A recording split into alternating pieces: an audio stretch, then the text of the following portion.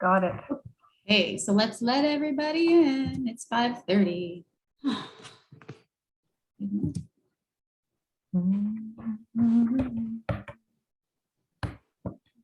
Everybody's coming to the party. Great.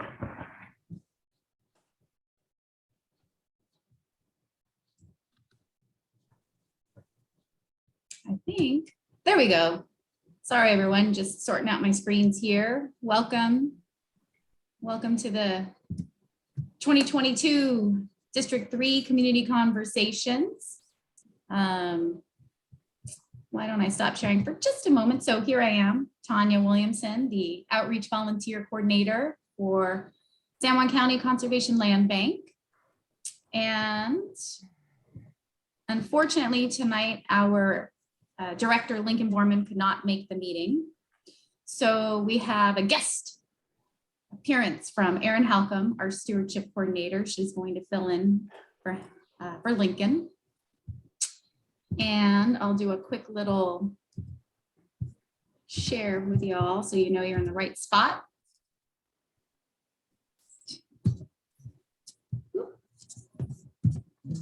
Myself in the slides.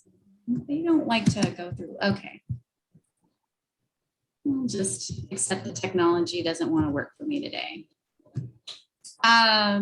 So I'd like to introduce your commissioners and Krista Campbell, if you could give a little do, and then Miles Becker is our other commissioner for District 3. We also have a guest appearance from Peter Giaze. He is our District 2 or Orcas Preserve Steward. And then you have Amanda Widow, who is Lopez. If you haven't seen her before, that's Amanda, another person joining us.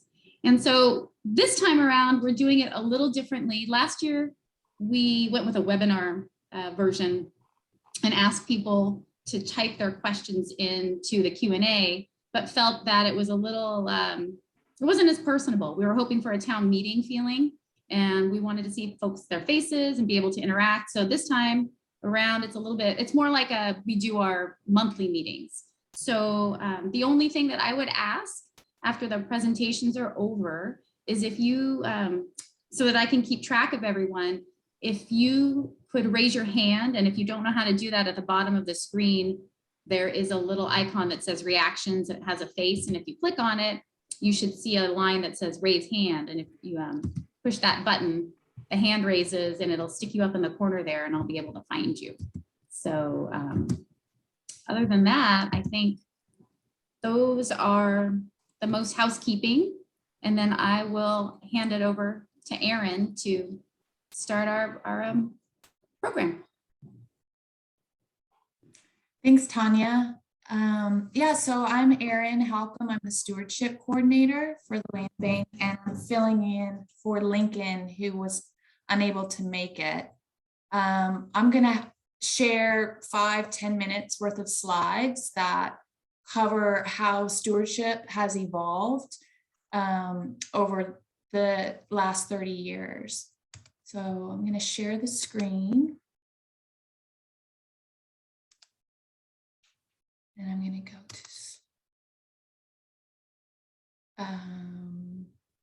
is that view all right? I still have. Oh, there we go. Okay. Got it. Thank you. So begin with the land acknowledgement. Let us acknowledge we reside on and care for the ancestral lands and waters of the Coast Salish people, who have stewarded and called this place home since time immemorial. And let us honor inherent Aboriginal and treaty rights that have been passed down from generation to generation.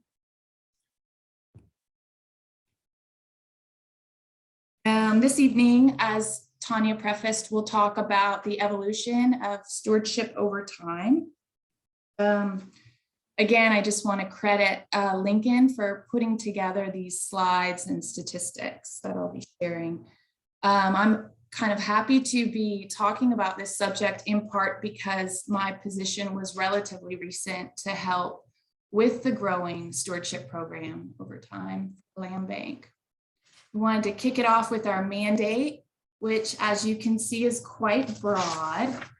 But it can be broken down into 4 basic ideas or preserving 4 values: it's ecosystem integrity, rural character and landscapes, community health, and agricultural sustainability. Early on, 1990, conservation easements were a preferred way to conserve views and rural character. In part, they were popular because they're cheaper to purchase and less expensive to manage. So we typically do monitor the conservation easements once a year. The downside of conservation easements is that they are complex. Each one is different, and there was reluctance of owners. For those that aren't familiar with conservation easements, we purchase the rights from a landowner, but the land itself remains in private ownership. And there can be a drawback with reluctance of owners to partner with a government agency. Another drawback is that it's really limited in how we can manage in terms of proactive management, stewardship activities such as noxious weed control or restoration. There's often not public access, and it's subject to legal challenges, which can negate that they become less expensive to manage. These drawbacks, coupled with how the islands developed over time, with more residents wanting to go places, and the fact that this county doesn't have much public land compared to the other counties. You can see here we're the lowest at 17%, and it's actually just a little shy of 17. Really not much compared to all our surrounding counties in the region. So this had led to the growth of us actually buying more acres over time. Here's a breakdown over the decades for how our acreage has developed. So you can see early on in the 1990s, conservation easements were, we had a lot of acquisition for that. In 2000, it flips a little bit, and that's largely because of Turtleback Mountain Preserve, which was acquired in 2006. And then we've just continued to purchase more land to use for preserves. At this point, we have over 5,000 acres, as you can see, in preserves, and roughly 2,300 conserved through conservation easements. This map provides a county-wide breakdown of those preserves labeled in green, and then the conservation easements, which are tan. So 49 conservation easements across 7 different islands and 38 preserves, 29 of which are open to the public. So this next slide is a bit of a digression from the main theme, but it's important to address really one of our frequently asked questions, which is, what is the impact of the land bank owning so much land? And I'm going to grossly simplify this tonight, but essentially for a $500,000 property, it's about $15.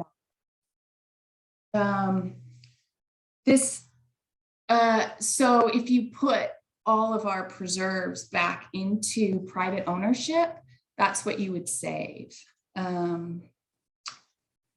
So going back to our theme, here is our 10-year stewardship fund expenditures. Here you'll notice that it has increased every year.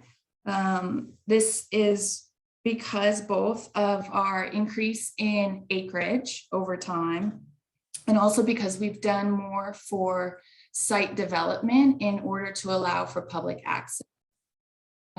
Additionally, we've become more proactive in our own management and have ramped up restoration activities. So here's Lopez specifically. The preserves are outlined in green and the easements in tan. I'm going to actually transition now to Amanda, who will speak more specifically about projects and preserves on Lopez.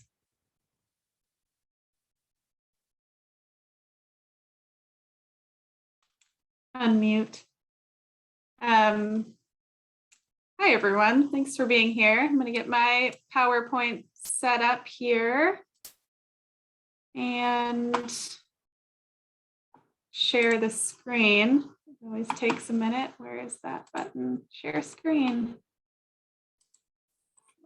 Let's go here. Okay. Thinking you can see.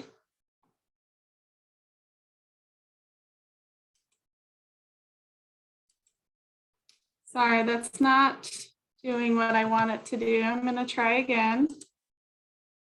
I want to see my presenter view, and it's not doing that for me. So, okay. I'm going to try again now. The night of tech issues. I think we're doing pretty good. Share. And now I'm going to go to slideshow. Hopefully everyone's But it's signal is good.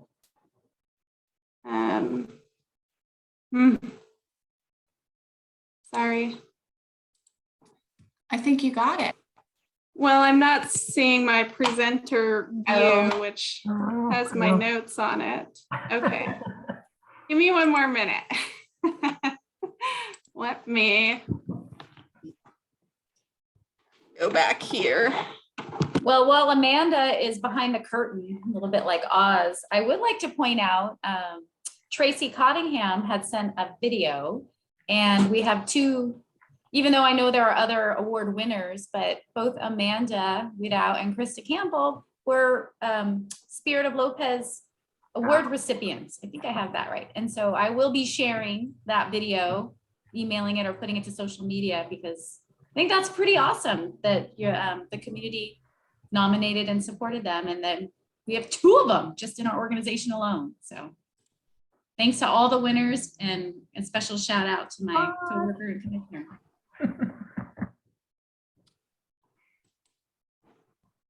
And hopefully we don't lose you all in some weird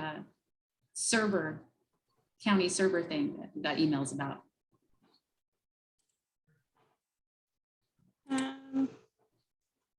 Okay, I am just wondering. Now I can't figure out how to turn my video back on. Can you see my screen? Yes. Okay, well, can you turn my video on, Tanya?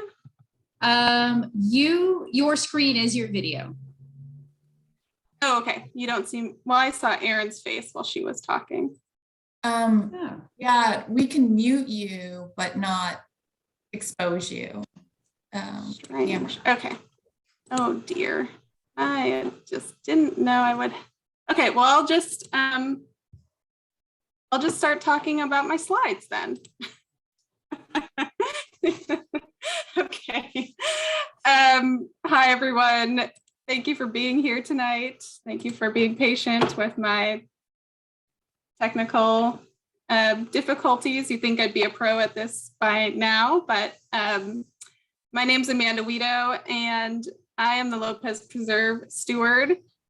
I have about 20 minutes of slides, and it says District 3 stewardship, but I am pretty much just going to be talking about Lopez because that's where all of our District 3 properties are.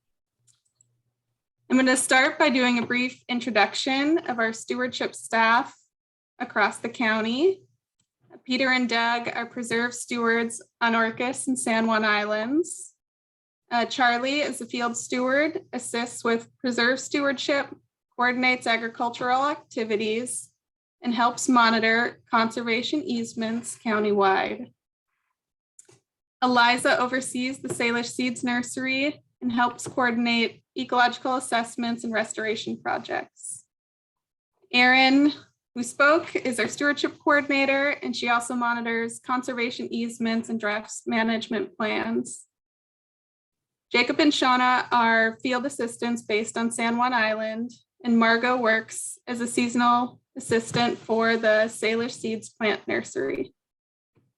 Soon to be members of staff not pictured are Sarah DeRoy and Mary Grapp, who will begin as seasonal field assistants in May. And while today's presentation focuses on Lopez, we support one another's work, assisting with projects, sharing expertise and other resources, which keeps the stewardship program efficient and effective. So what is stewardship? For the land bank, stewardship is defined as the careful and responsible management of conservation resources entrusted in our care. Good stewardship begins with an intimate knowledge of the landscape and attempting to understand it within the context of our mandate. As Erin mentioned, our mandate is quite broad, and sometimes it can be challenging to weave these values together. For instance, agriculture and public access are not always compatible. It takes a team of people with diverse background, skills, and knowledge to navigate these challenges, along with a heavy dose of community participation. A significant part of our stewardship ethic is referring to the conservation lands in our care as preserves rather than parks. This name is intended to emphasize conservation of resources and minimizes the development of sites specifically for recreation. This approach also helps keep the program lean and provides a more informal, low-intensity outdoor recreation that's geared more towards islanders than promoting tourism. Stewardship activities can take many forms. We strive to prioritize our work based on the example showed in this inverted triangle. Monitoring is a catch-all term for all the activities that provide information about the conditions of preserves and people who visit them. This may include informal natural history observations, hazard assessments, or noting changes in public use patterns. It also includes formal monitoring, such as annual boundary walks. Maintenance includes obvious activities like picking up garbage and taking care of built infrastructure like trails, roads, fences, signs, and gates, and the upkeep of tools and equipment. It also includes regular repeat activities such as noxious weed control, mowing, or maintaining restoration plantings. Projects are discrete new activities that typically have a beginning, middle, and end. This could include habitat restoration, trail construction, or creating an interpretive exhibit. Last, administrative activities are the glue that holds everything together. While not as exciting, activities like record keeping, planning, responding to public inquiries, attending meetings, and collaborating with partner organizations are essential to making everything else work well. We couldn't do this without the support of everyone keeping things running from the office, like Aaron Rock, Tanya Williamson, Judy Cumming, and Lincoln Borman. I'd also like to acknowledge that many other county employees and departments support our work. So Aaron covered this map briefly, and zooming in on Lopez, you've also seen this, and I've added in a few of the new properties that I'll talk about in a little more detail. Before I delve into specific preserve happenings, I'll mention a few other land bank activities. As our restoration efforts increased over time, we discovered that the native plants we needed were difficult to source. To support our work and the work of our partner organizations, the Land Bank initiated the Salish Seeds Nursery project. Today, it's run in collaboration with the San Juan Preservation Trust, operating from their Red Mill Farm Preserve on San Juan Island.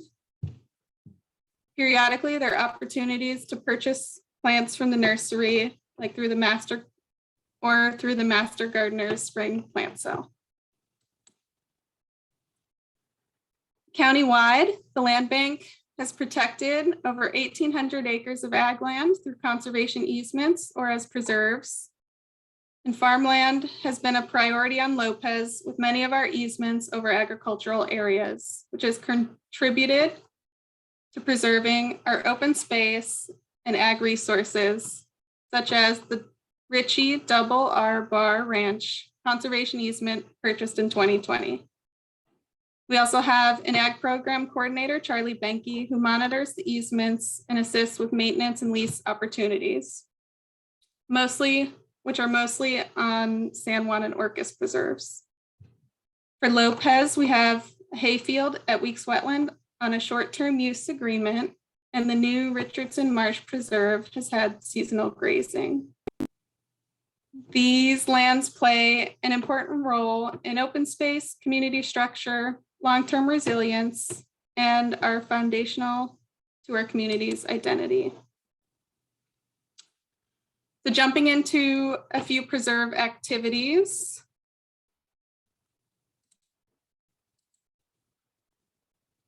The Fisherman Bay Spit you might be familiar with. It's a 29-acre preserve that the land bank purchased in 2002. It features priority habitats like sand dunes and salt marsh, upland forest, field, and orchard. Scenic views, easy walking trail, and short distance from the village make it a popular preserve. One project highlight is the creation of island marble butterfly habitat. The island marble butterfly was listed as an endangered species in 2020. Our project is called A Movable Feast, where we have caged plots that are seeded or planted with field mustard, the butterfly's preferred host plant. Each year, the plots are moved throughout the field. The island marble butterfly is not currently known to be on Lopez, and the land bank is one of a group of public and private efforts to create habitat that could be used for its return. The spit is also a choice location because the sand dune hosts native plants important to the butterfly. Another ongoing project is Italian arum removal. Arum is a noxious weed that's very difficult to eradicate due to its underground reproduction of bulbs. We are judiciously trying to prevent its spread. It is most important to remove the seed heads. We estimate 2.5 acres is heavily infested with arum, and that's where we focus on removing the seed heads. And another 10 acres of the preserve has dispersed small satellite plants that we've been targeting for removal and have had some success over time. We are participating in a long-term study with the Institute for Applied Ecology on most effective treatment methods. I could do a whole presentation on arum, but that's probably not why you're here. So moving on.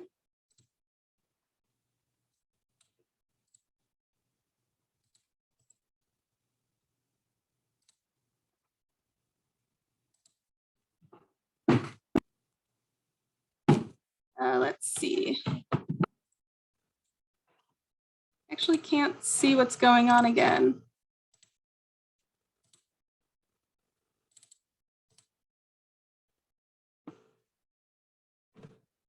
Tanya, can you help me? I'm going to try something that says side-by-side mode. Let's see what happens. No, I don't think that helps you at all. It's your new preserved slide. Okay, you guys can still see me. I can't see any of you, so I will just continue talking. You're doing a great job. Okay, I'm still here. You're still there. Thanks for being there. Okay, new preserves, additions. So Lopez has been blessed with new acquisitions in the last few years. The red circles highlight our latest preserves. We are working through the assessment phase to learn more about the site features and characteristics to develop the stewardship and management plan. And there will be opportunities for public input. Currently, none of these properties are open to public access, though we envision having trails in the future. As something all these acquisitions have in common is that they are connected to and expand the area of already protected lands. So the Spencer Spit Edition is comprised of 2 forested shoreline parcels with high-quality feeder bluffs.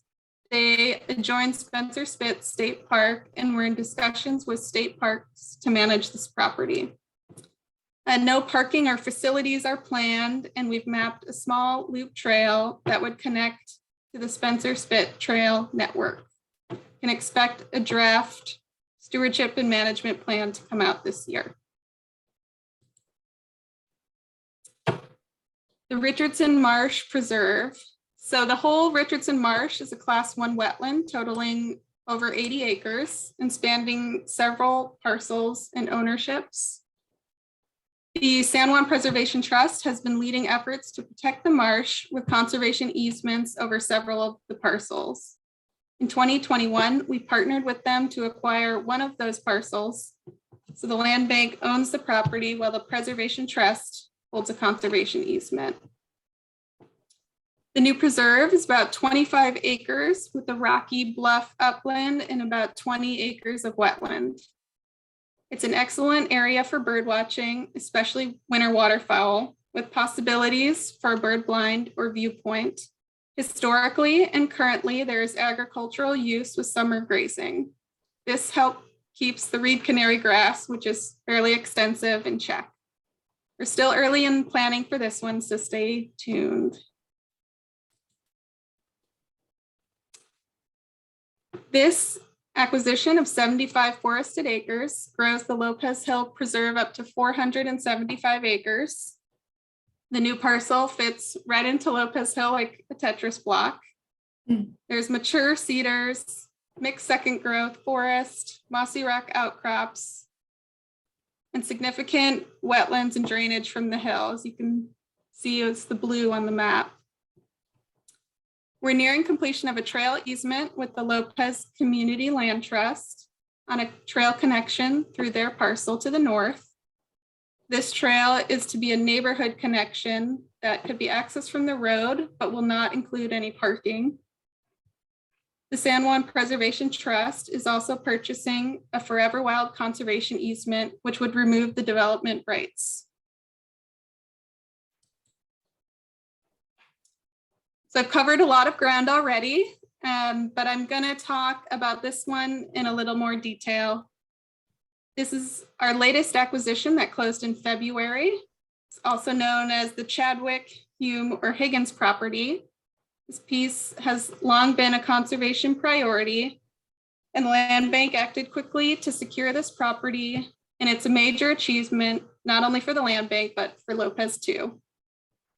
Our goal is to develop an interim management plan this year. This is a Department of Ecology aerial photo that I've drawn lines onto, parcel lines onto somewhat crudely. We bought these 2 parcels in orange that total 11.5 acres on the outer point of Watmow Bay. There's the orange shoreline piece and this long, narrow power line utility road that connects to our existing preserve in green. One of the first questions that people ask me is if it's open to the public. And no, the new property is not open for public access now, and it will likely take several years. Eventually, a trail connection could come from the existing preserve, and there would not be driving or road access because our easement over the private road does not allow public access. One thing I love about this photo, in the forefront, you can see bull kelp growing in the near shore between the property and Boulder Island. The southern part of Lopez and Watmau Bay is an important salmon area, and we are applying for a salmon recovery grant to cover a portion of the acquisition price. We could use letters of support for that grant application, so let us know if you're interested in writing one of those. Also, completing an ecological assessment that identifies the priority habitats and features will be a key part of the interim phase and necessary to inform possible recreational uses. Although the paperwork's not final, we are working with Quiot for that assessment, and it would include plant and species inventory, upland and nearshore assessment, and it would tie or relate to their work, to their salmon standing work at Watmau Beach.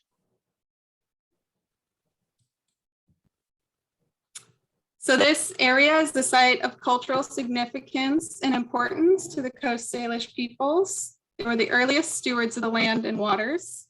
This slide is a screenshot from a website called Coast Salish Place Names of the San Juan Islands, created by the Samish Indian Nation.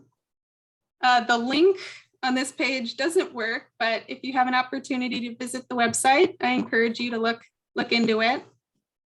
So several tribes are likely connected to this site. Offshore was a reef net fishery, and the uplands were used as a camp to process the harvest. For the land bank, our goal is to proceed with our stewardship in a way that respects, acknowledges, learns from, and includes their connection to the land. Includes tribal engagement and completing a cultural resource assessment. Some more history and background. In the 1870s, Samson Chadwick came and settled on the south end and built this home in 1876. There was numerous additions over the years. You can see some of the changes in the roof line. The house has been lived in nearly continuously for 145 years. The Chadwick and Hume family has a long documented history. There is a family file at the Historic Museum. And then many Lopesians have been connected with the families that have lived on this land since. Typically, the land bank does not acquire property with infrastructure, and this one raises a lot of questions. What does the land bank do with a house like this? And what is the goal for the house or the land? Defining those goals and learning more will be important elements of the interim phase. We plan to evaluate the condition of the house more thoroughly and with an architectural historian, as well as the other outbuildings on the property. Most of the outbuildings are planned to be removed as they're in poor condition and the land restored to a less developed state. Okay, there's just a couple more. Here's some other landscape views. There are pocket beaches, rocky shoreline, bulbs, shrubs, both a mix of native roses and non-native sweetbriar rose, a small patch of forest, and an old orchard.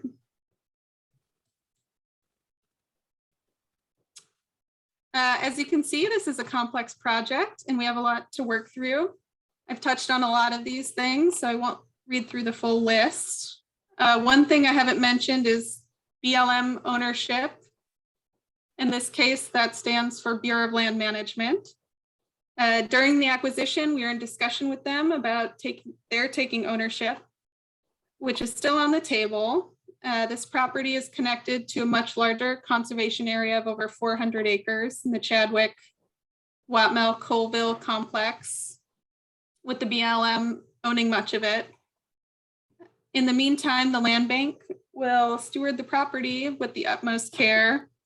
For now, we'll be working on planning and complete general property maintenance like weed control, mowing, and site cleanup. We have been exploring having a caretaker on site, which would be helpful in summer months to keep an eye on things. And public input is a really important part of the stewardship and management plan process. We look forward to hearing from you and learning about the community's vision for this property. So I'm not able to talk about every preserve, but as you can see, there's a lot to do. I really appreciate and love working with volunteers, and things are picking up again. There's many ways to get involved. We have beach cleanups, trail work, plantings, or by becoming a volunteer monitor. And the best way would be to join our email list or get in touch with me or Tanya. I'll do a pitch for this upcoming volunteer opportunity, the Great Islands Cleanup on Saturday. You can sign up for a beach or road. You can even sign up right now in the chat. I'm specifically looking for volunteers for Fisherman Bay Preserves, the Spit, Weeks Wetland, or the Tombolo Marsh. Okay, that wraps up my presentation. If I can figure out how to stop sharing the screen, then I can see all of you. Thank you for listening to me talk for what feels like a long time. And I look forward to hearing from you. I might need help. Okay. Oh, and I lost my video. There You it did is. it. I did. This is I got dropped off partway through. So thanks everyone for getting an exciting evening. Thanks for that great presentation. I haven't seen all those photos yet of the new acquisition. That's amazing. It's really amazing. And so this is the part where we open it up for questions, comments. Everybody has their screens turned off, which makes me wonder if everyone's having bandwidth issues. I even have them here in the office. So I would love to hear, and if you want to raise your hand or be happy to call on you. You are also welcome in the chat box at the bottom. If anybody needs to type in a question, happy to ask that out. I don't have everyone interacting together. It'll just come to me and I can manage that for you. Or if you have a question or you want to leave your email or something, or sign up for the Great Islands Cleanup. There's that too. Is there anyone who would like to speak? Oh, Peter Diaz. Am I allowed to ask questions? I guess so. Sure. Great job, Amanda. I just wonder what it's like to manage the whole district by yourself. Yeah.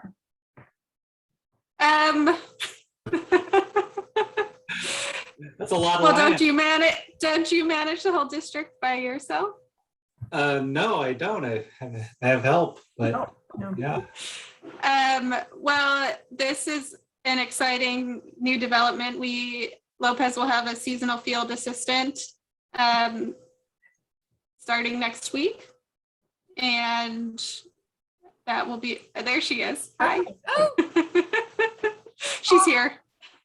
Yes, I'm so excited to be with you all. And we do get a lot of support from the other staff.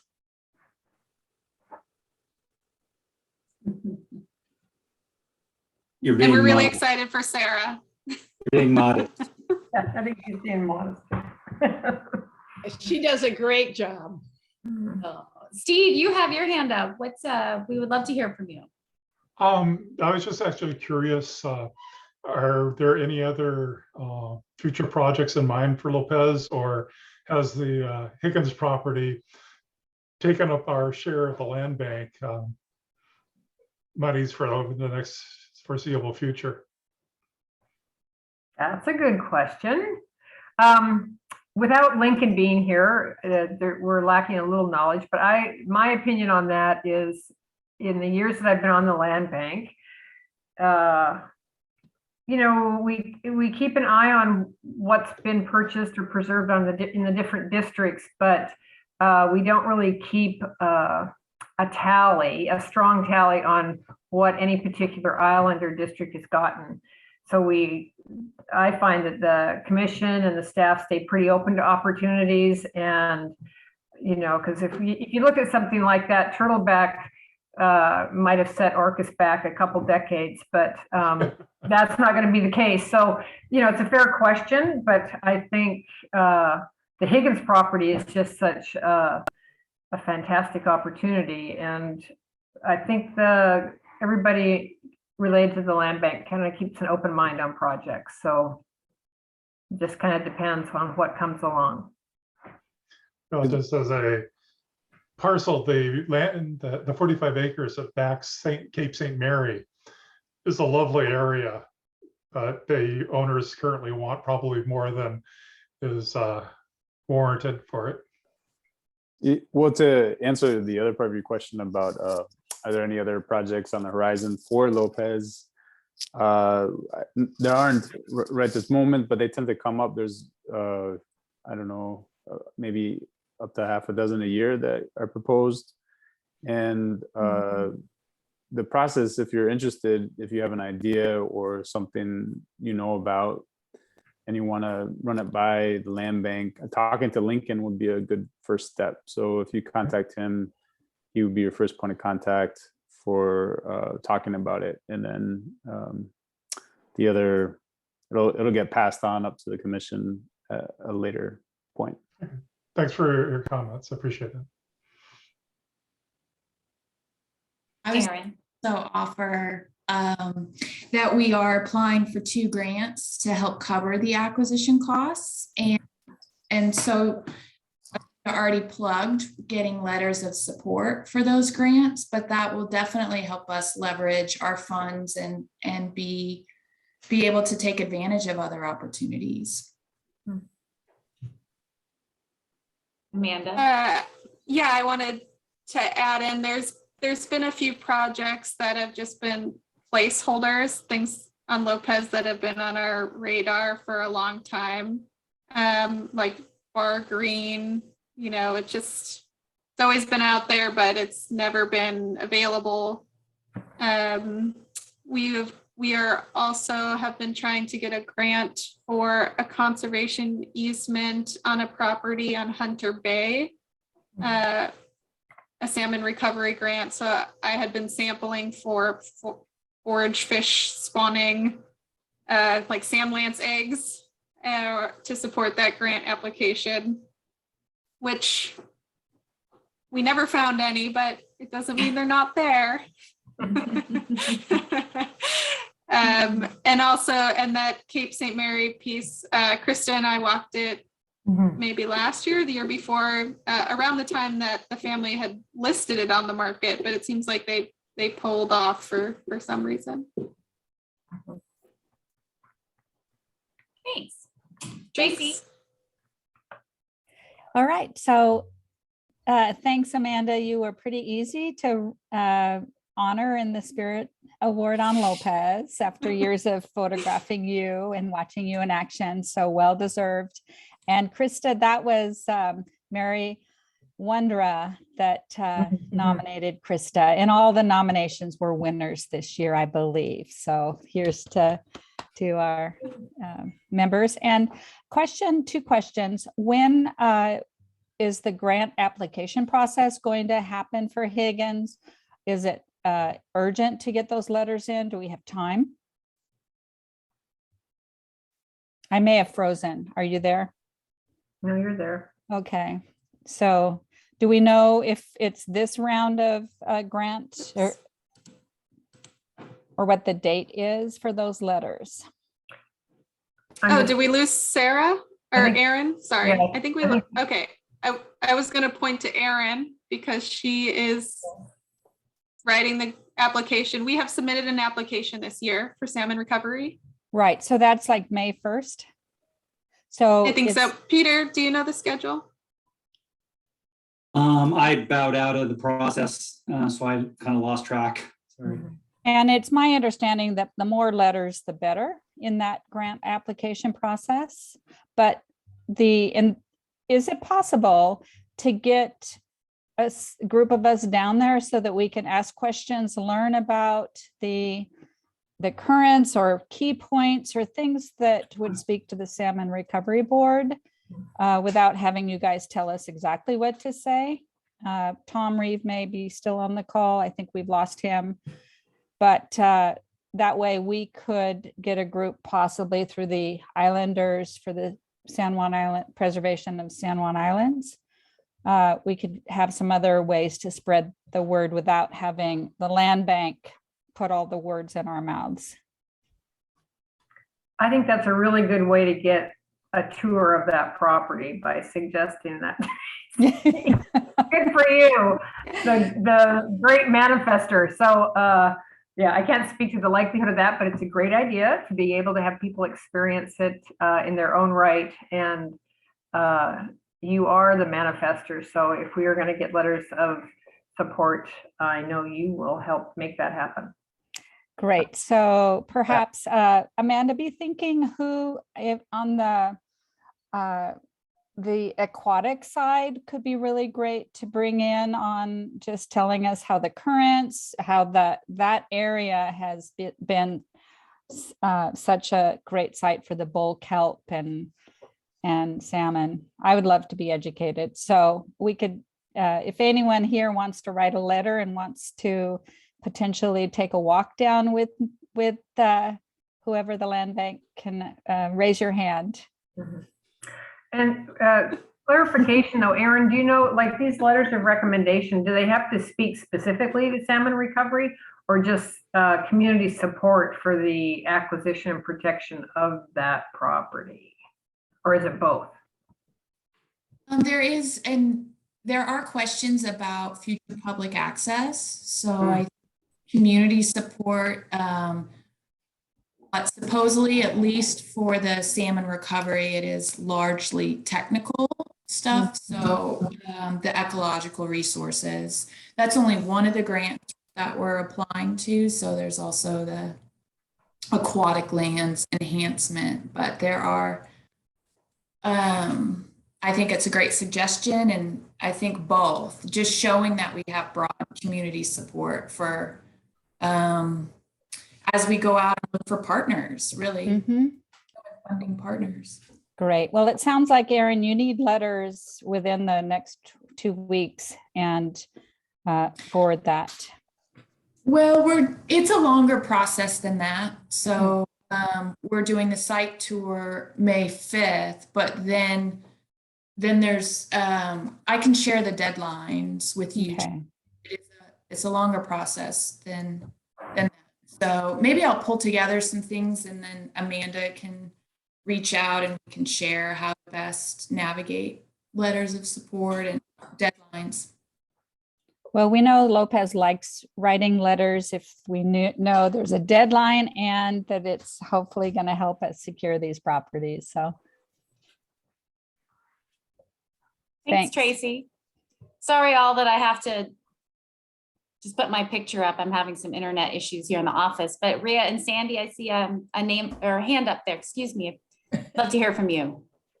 Well, I've always also have to say that I keep in mind the property adjoining Shark Reef is a real potential prospect in the future for the land bank. And I think the Cape St. Mary is extraordinary and might be able to work something with the BLM as well there, which would be great. But mainly I wanted to say thank you, Amanda, for what you did with that road out to Fish Bay Preserve. That is just wonderful. It was a total disaster, has been for years. I was just like, can't somebody do something about this road? And it's only because I walk it, I don't even drive it. So thank you for that. It's great. Yeah, you're welcome. That one was long overdue. And we had Zach Blomberg, Flower Mountain Tree Services help with that project. And it's a huge improvement.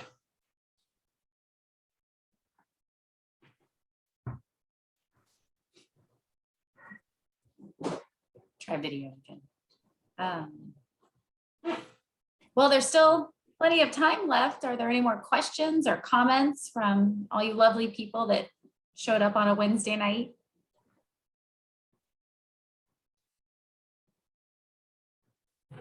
If there's a break, or I'd be curious about throwing a question out there to anyone that would want to give us some feedback. We were just discussing at the last commission meeting about what we're wanting to address in the future with the land bank. And so some of the types of issues that came up with how the preserves are used, whether, talking about mountain biking access on some of them, or off-leash dog areas, if you want to start pushing buttons.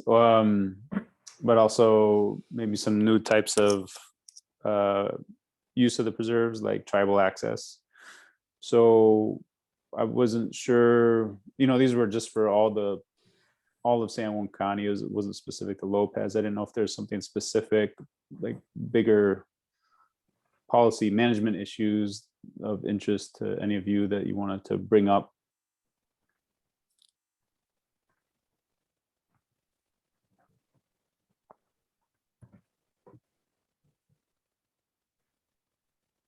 Well, if anything does pop, oh, Rita and Sandy.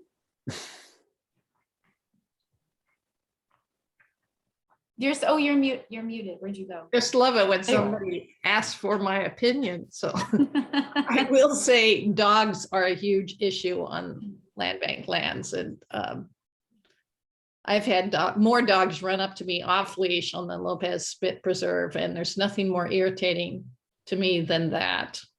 And not to mention trauma inducing. So I am not someone who's favoring an expansion of dogs on land bank land. And I really appreciate the protection for the Channel Preserve, not allowing dogs down there. It's wonderful. Thank you for the comment. Steve? Let me add my agreement with that. I have far too often had dogs come up to me when I'm on Lopez Hill or down at Point Colville.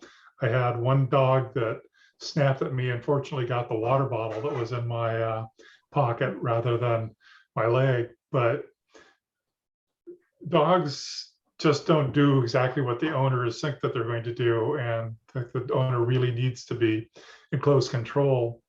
Another concern that I have deals with mountain bikes, and there are a number of places, particularly on Lopez Hill, where during the winter months, the mountain bikes just tend to tear up the trails far too much. So I have no objections to mountain bikes on the trails when the trails support them, but I feel that there should be a limitation during this winter season to keep them off the trails. Thank you. Thank you for those comments. Wendy, I see your hand up. Yes, I thinking of what Ria was talking about, the problems with dogs in the preserves. If something could be done to get a dog park or a dog recreation area, it might relieve the pressure on the other places and we wouldn't have as many problems. I don't know if that's at all a possibility. I thought that one of you mentioned it. That was what gave me the idea. But to have it very separated from the other preserves. Out at Iceberg, I had a dog on leash run across the land, very friendly, and came up and hit me in the back of my knees, and I had a knee injury. So I'm with you on keeping dogs on leashes. But they're a fact of life at this point, and maybe finding something positive to do with them would be a help. That's all. Well, thank you. Thank you for the comment. Cindy.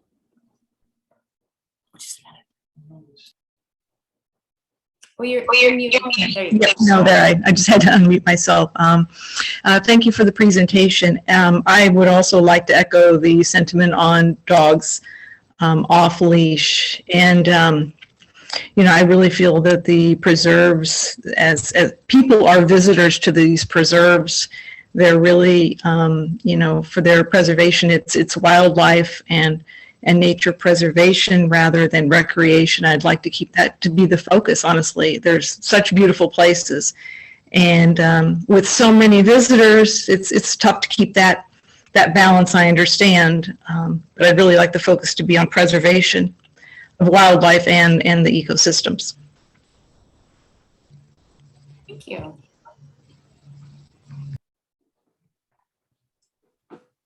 Well, that was a very thought-provoking, good job there, Miles, throwing that out there. Well, thank you, Wendy, for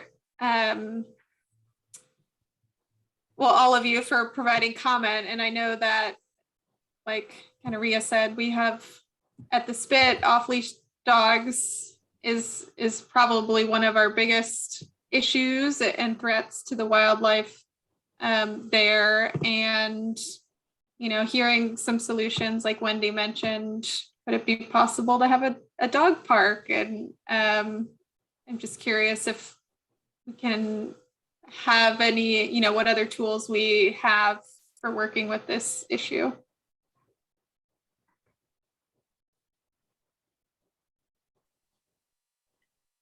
Wendy, did you have another comment?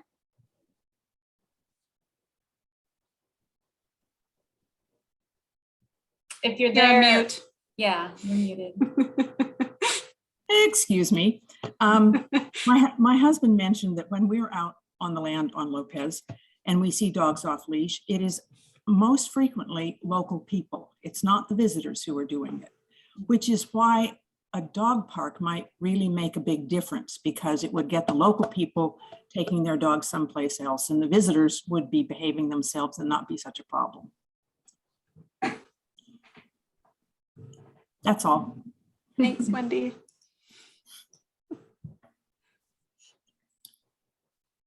Cindy.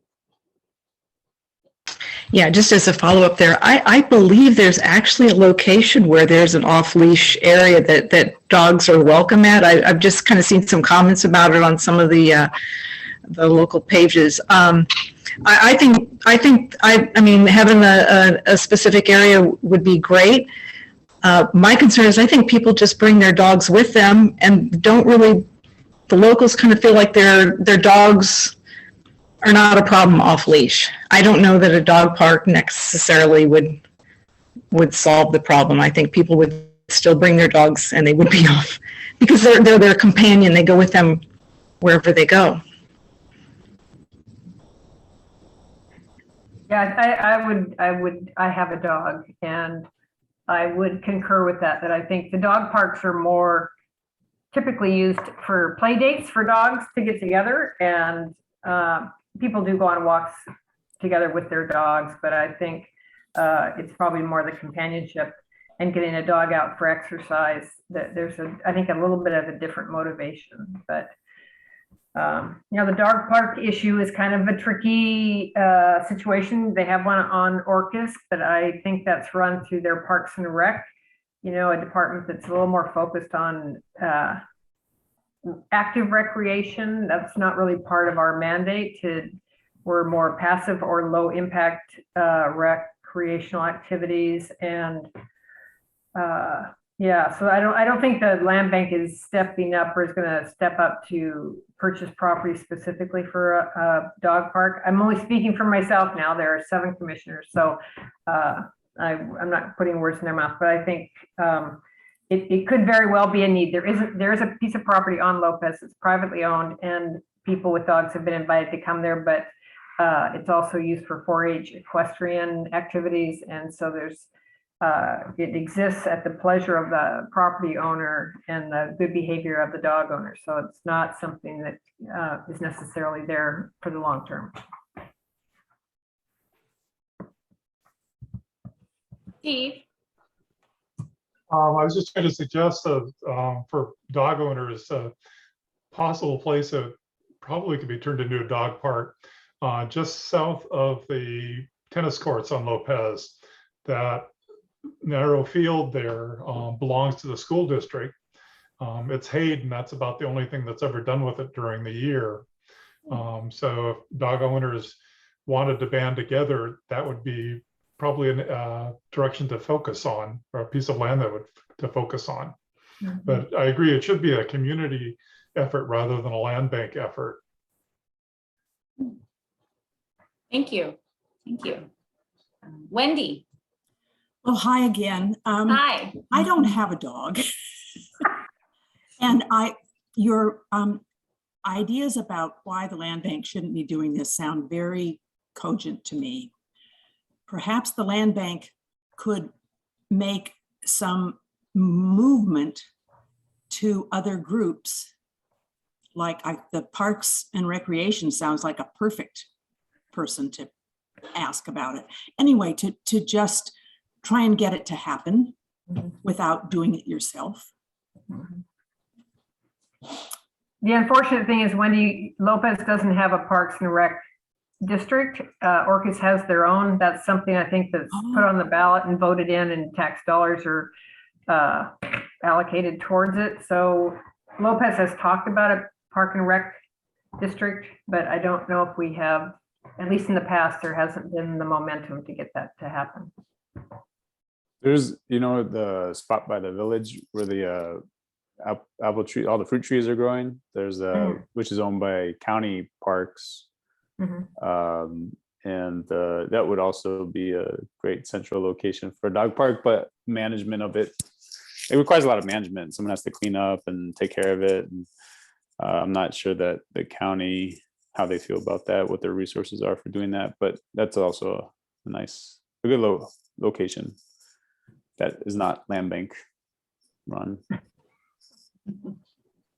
I think there's another part of this discussion, which is giving place, a place for dogs to play, but then also compliance, right, with our rules. So we do ask for dogs to be leashed. And I guess I also want to offer that this is coming up more and more. So we have started to consider this beyond just the channel preserve, but Peter and I have worked on a plan for Orcas Preserve that would help provide also opportunities for people that want to hike without the presence of dogs and running into this. Other places I've seen it managed would be seasonally allowances for wildlife, or also alternate days, so that people that aren't wanting or have had bad experiences can be assured that they're not going to have an encounter. Yes, yeah, the core thing is kind of community, I think, ethics around compliance with. It's interesting, Wendy, to hear you say it's all locals, and that's pretty challenging. Appreciate the conversation. Cindy, thank you, Erin. Yeah, I think part of the solution has got to be education on the impacts to wildlife that the dogs are. I mean, these preserves have a lot of birds and a lot of animals, and dogs are a threat to that. Anyway, so it seems like education, if people understood that, perhaps that would help with compliance. Great feedback. Rhea.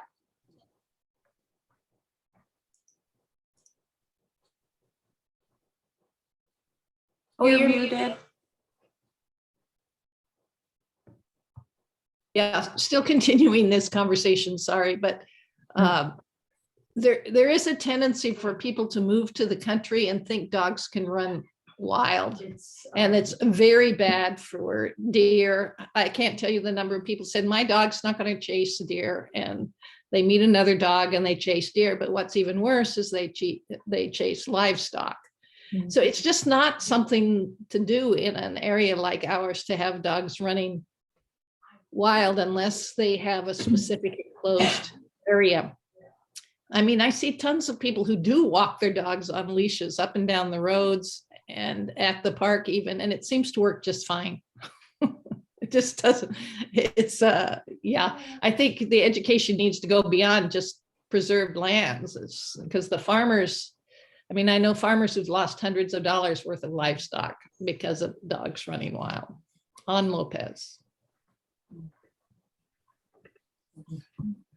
Wendy. We monitor for the National Monument, usually Iceberg and Point Colville. And when I am in an official monitoring position, I will ask people to leash their dog if the dog is unleashed. But if I see someone with a dog on a leash, I thank you for leashing your dog, just to give them some reinforcement that they're doing the right thing. And I also do that when I'm not officially monitoring, because I just say I appreciate it. So I'm trying to help this problem. Well, thank you. It sounds like you're doing it in a very positive way too. Good impact. Tracy.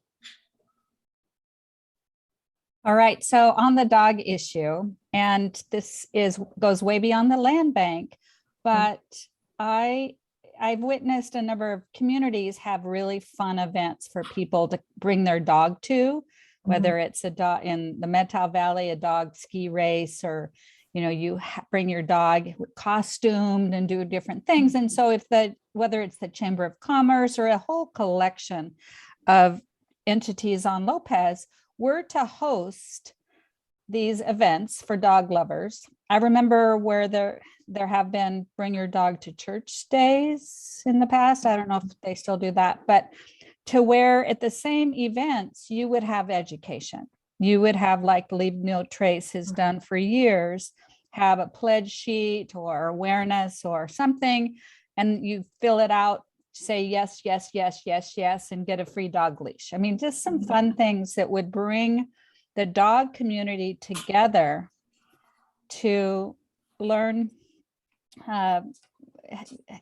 about the hazards of dogs in our natural areas. So there you go, costumed dog events. Krista, shall we host that one together? Let's do that. Yeah, that sounds good.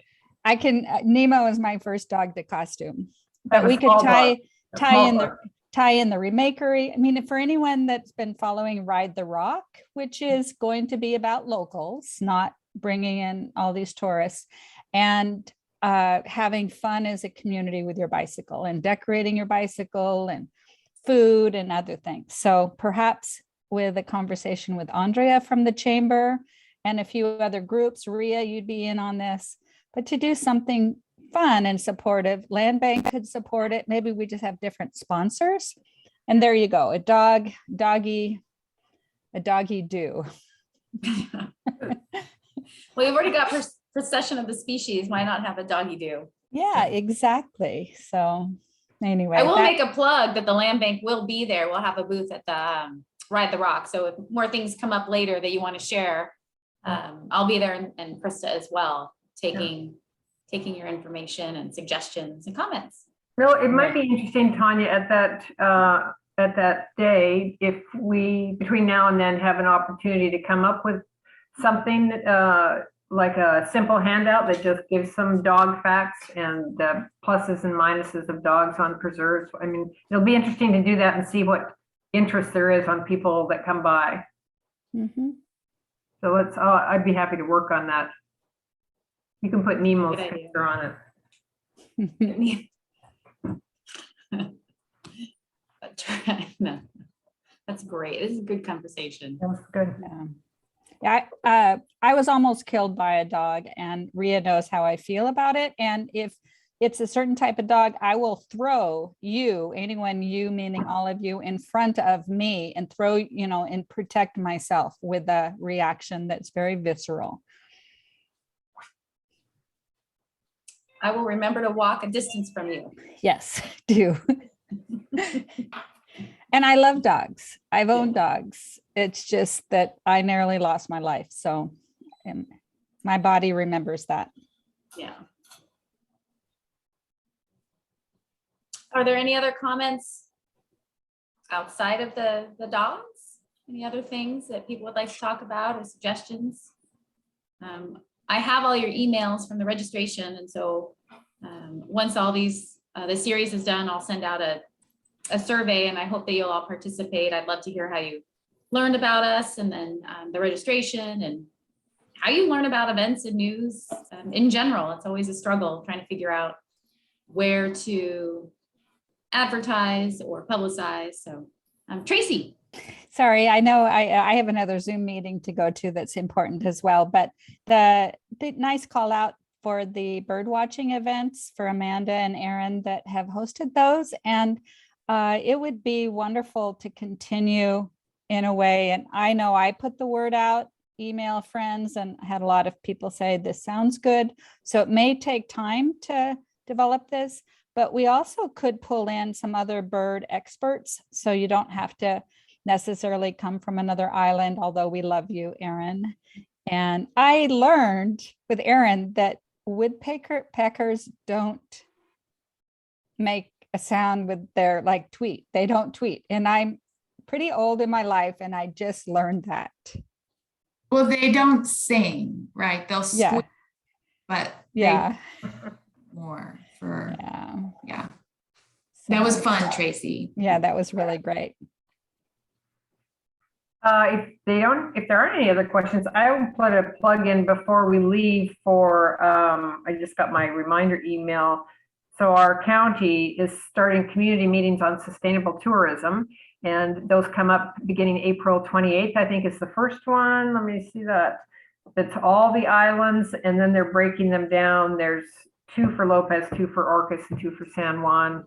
You do have to register for it, I guess. I think I got something came up on Facebook, but anyway, I just think I encourage people to share that information, and maybe you could put a link to that, Tanya, when you do the follow-up after this meeting, because I think the more people that are kind of participating in that, the better. And the land bank has 3 really good, or 4 really good publications that were done, surveys over the past couple of years of residents and visitors and outer island people. And those are important documents if you want to really get a feel for what people think about our resources, natural resources, and visitation and usage. If you participate in the tourism process, I would read or at least breeze through the summaries of all those documents because they're very helpful. It's a great idea. I will, and I'll include the link to the publications. Yeah, that would be great.